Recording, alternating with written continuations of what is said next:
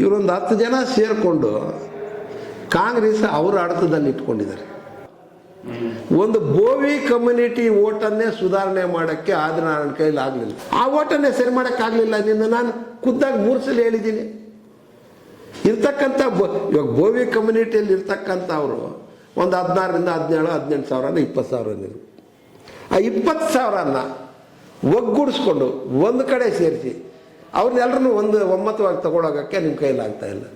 ಇವಾಗ C V ಗೋಪಾಲ್ದೊಂದು route, Siddanahalli Shekhar ಒಂದು route, ನಿಮ್ಮದೊಂದು route. ಎಲ್ಲಿ ನೀವು ಒಗ್ಗಟ್ಟಾಗಿದ್ದೀರಿ? ಇನ್ನು ತಾಲೂಕಿನ ಹೆಂಗೆ ಸರಿಪಡ್ತೀವಿ? ಎಲ್ಲರೂ ಒಂದಾಗಿ ಮಾಡಿಸ್ತೀರಿ?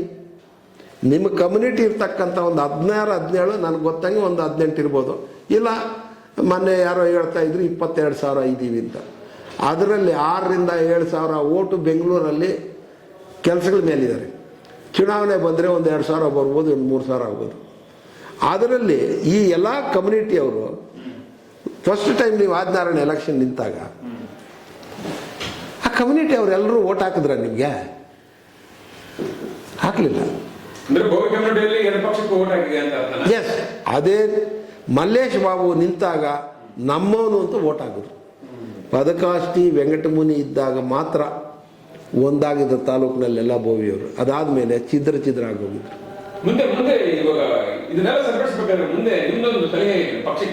ಸರ್, ಇವಾಗ ಆದಿನಾರಾಯಣ ನಮ್ಮ ಮಾತು ಕೇಳೋ ಲಿಸ್ಟಲ್ಲಿ ಇಲ್ಲ ಅಲ್ಲ.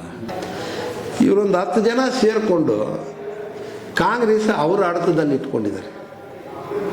ಈ ಆದಿನಾರಾಯಣ ಅಲ್ಲಿಗೆ ಬಂದರೆ ಈ 10 ಜನ ಏನು ಹೇಳಿದ್ರೆ ಆ ಮಾತನ್ನೇ ಕೇಳಬೇಕು. ಯಾವ ಮಾತನ್ನು?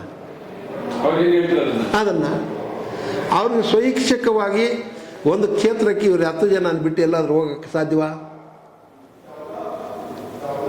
ಹೋಗಕ್ತಾ ಇಲ್ಲ.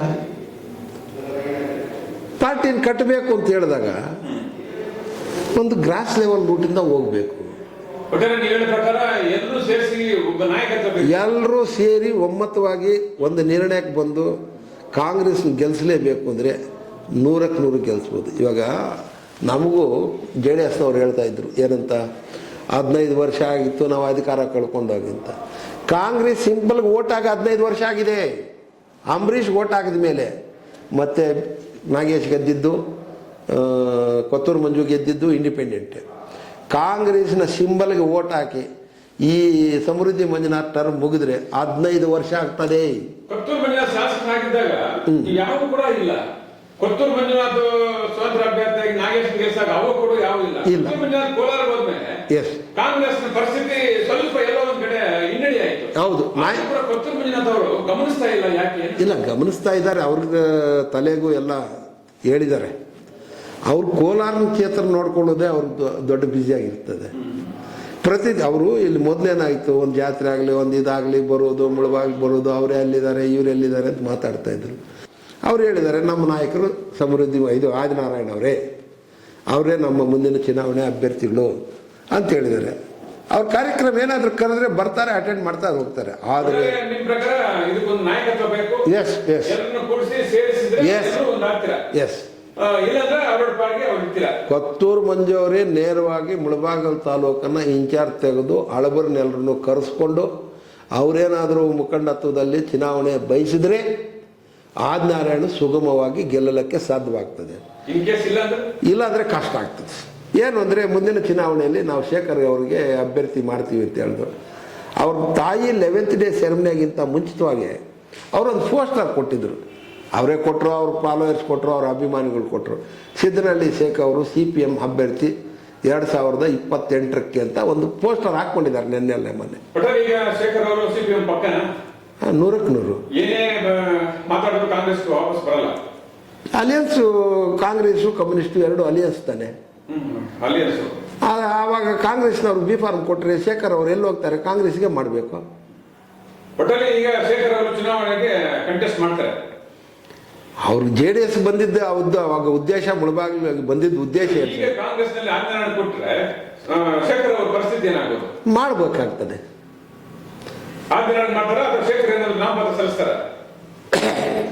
ಅದು ಪಾರ್ಟಿ ಅವರ ಡಿಸಿಷನ್, ಅದು ನಾವು ಹೇಳಕ್ಕಾಗಲ್ಲ.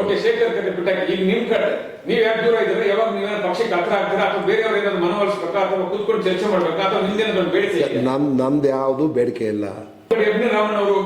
ಶೇಖರ್ ಕಡೆಗೆ ಬ್ಯಾಲೆನ್ಸ್ ಮಾಡ್ತಾ ಇದ್ದಾರೆ ಅಂತ ಹೇಳಿ ಚರ್ಚೆ ಆಗ್ತಾ ಇದೆ. ಈ ರೀತಿ ಏನಾದ್ರು ಆಗ್ಬೋದಾ? ಸರ್, ನಾನು ಶೇಖರ್ ಕಡೆ ಕಳ್ಸಂಗಿದ್ರೆ ಯಾವುದಾದ್ರೂ ಫಾರ್ ಎಕ್ಸಾಂಪಲ್ ಶೇಖರ್ ಕಡೆಗೆ ಯಾವುದಾದ್ರೂ ಒಬ್ಬ ನಾಯಕತ್ವ ಇರ್ತಕ್ಕಂಥವ್ರನ್ನ ಕಳಿಸಿದ್ದೀನ. ಶೇಖರ್ ಅವರು ಮುಳಬಾಗಿಲು ತಾಲೂಕಲ್ಲಿ 15-20 ವರ್ಷದಿಂದ ಓಡಾಡಿದ್ದಾರೆ. ಅವರಿಗೆ ತಾಲೂಕಿನಾದ್ಯಂತ JDSನಲ್ಲಿರ್ತಕ್ಕಂಥ ಎಲ್ಲ ಕಾರ್ಯಕರ್ತರು ಗೊತ್ತು, ಕಾಂಗ್ರೆಸ್ನಲ್ಲಿರ್ತಕ್ಕಂಥ ಎಲ್ಲ ಕಾರ್ಯಕರ್ತರು ಗೊತ್ತು. ಇನ್ನು ಕಮ್ಯುನಿಸ್ಟ್ ಕಾರ್ಯಕರ್ತರವ್ರು ಹೊಸಬ್ರು, ಅವ್ರಿಗಿನ್ನ ಪರಿಚಯ ಇಲ್ಲ. ಇವಾಗ ಅವರು ಹೊಸದಾಗಿ ಪರಿಚಯ ಮಾಡಿ ಎರಡೂ ಪಕ್ಷದಲ್ಲಿ ಅವರು ನಿಮ್ಮ ಆದಿನಾರಾಯಣಿಗಿಂತ ಸೀನಿಯರ್ ಆಗಿದ್ದಾರೆ ಪಕ್ಷದ ಚಟುವಟಿಕೆಯಲ್ಲಿ. ಕಾಂಗ್ರೆಸ್ನಲ್ಲೂ ಬೆಳವಣಿಗೆ ಇದೆ, JDSಲ್ಲೂ ಎಲ್ಲ ಮುಖಂಡರ ಜೊತೆಗೆ ಸಂಪರ್ಕದಲ್ಲಿದ್ದಾನೆ. ಅವರು ನಾನು ಸೇರಿಸ್ತಕ್ಕಂಥ ಅವ್ರನ್ನೇನು ಇವಾಗ JDSಲ್ಲಿರ್ತಕ್ಕಂಥವ್ರನ್ನ ಕರ್ಕೊಂಡೋಗಿ ನಾನೇನಾದರೂ ಶೇಖರ್ ಪರಿಚಯ ಮಾಡಬೇಕಾ? ನನ್ನನ್ನು ಯಾರೂ ಬಂದು ಕೇಳುವುದು ಬೇಡ, ನಾನು ಅವ್ರ ಜೊತೆಗೆ ಓಡಾಡೋಕ್ಕೂ ಬೇಡ. ಯಾರ ಜೊತೆಗೆ? ನಾನು ಕಾಂಗ್ರೆಸ್ ಕಾರ್ಯಕರ್ತನ ಕೆಲಸ ಮಾಡ್ತೀನಿ. ಎಲ್ಲೋ ಒಂದು ಕಡೆ ಎಂ ರಾಮಣ್ಣ ಅವರು ಒಬ್ಬೊಬ್ಬರನ್ನ ಶೇಖರ್ ಕಡೆಗೆ ಬ್ಯಾಲೆನ್ಸ್ ಮಾಡ್ತಾ ಇದ್ದಾರೆ ಅಂತ ಹೇಳಿ ಚರ್ಚೆ ಆಗ್ತಾ ಇದೆ. ಈ ರೀತಿ ಏನಾದ್ರು ಆಗ್ಬೋದಾ? ಸರ್, ನಾನು ಶೇಖರ್ ಕಡೆ ಕಳ್ಸಂಗಿದ್ರೆ ಯಾವುದಾದ್ರೂ ಫಾರ್ ಎಕ್ಸಾಂಪಲ್ ಶೇಖರ್ ಕಡೆಗೆ ಯಾವುದಾದ್ರೂ ಒಬ್ಬ ನಾಯಕತ್ವ ಇರ್ತಕ್ಕಂಥವ್ರನ್ನ ಕಳಿಸಿದ್ದೀನ. ಶೇಖರ್ ಅವರು ಮುಳಬಾಗಿಲು ತಾಲೂಕಲ್ಲಿ 15-20 ವರ್ಷದಿಂದ ಓಡಾಡಿದ್ದಾರೆ. ಶೇಖರ್ ಅವರು ಮುಳಬಾಗಿಲು ತಾಲೂಕಲ್ಲಿ 15-20 ವರ್ಷದಿಂದ ಓಡಾಡಿದ್ದಾರೆ. ಅವರಿಗೆ ತಾಲೂಕಿನಾದ್ಯಂತ JDSನಲ್ಲಿರ್ತಕ್ಕಂಥ ಎಲ್ಲ ಕಾರ್ಯಕರ್ತರು ಗೊತ್ತು, ಕಾಂಗ್ರೆಸ್ನಲ್ಲಿರ್ತಕ್ಕಂಥ ಎಲ್ಲ ಕಾರ್ಯಕರ್ತರು ಗೊತ್ತು. ಇನ್ನು ಕಮ್ಯುನಿಸ್ಟ್ ಕಾರ್ಯಕರ್ತರವ್ರು ಹೊಸಬ್ರು, ಅವ್ರಿಗಿನ್ನ ಪರಿಚಯ ಇಲ್ಲ. ಇನ್ನು ಕಮ್ಯುನಿಸ್ಟ್ ಕಾರ್ಯಕರ್ತರವ್ರು ಹೊಸಬ್ರು, ಅವ್ರಿಗಿನ್ನ ಪರಿಚಯ ಇಲ್ಲ ಪಕ್ಷದ ಚಟುವಟಿಕೆಯಲ್ಲಿ.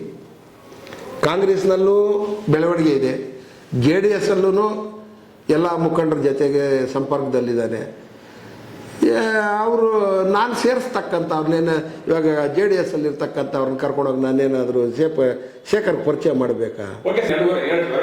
ಹೌದು, ಸ್ಥಳೀಯ ಚುನಾವಣೆಲ್ಲ ಬರ್ತಾ ಇದೆ. ಹೌದು, ಇವೆಲ್ಲ ಕೂಡ ಸ್ಥಳೀಯ ಚುನಾವಣೆಗಳನ್ನ ಈ ಬಾರಿ ಕಾಂಗ್ರೆಸ್ ಕಡೆ ಮಾಡ್ತಾರೆ, ಬೇರೆ ಎಲ್ಲರೂ ಬೇರೆ ಸಪೋರ್ಟ್ ಮಾಡ್ತಾರೆ. ಇಲ್ಲ, ನಾವು ಕಾಂಗ್ರೆಸ್ಗೆ ಮಾಡ್ತೀವಿ.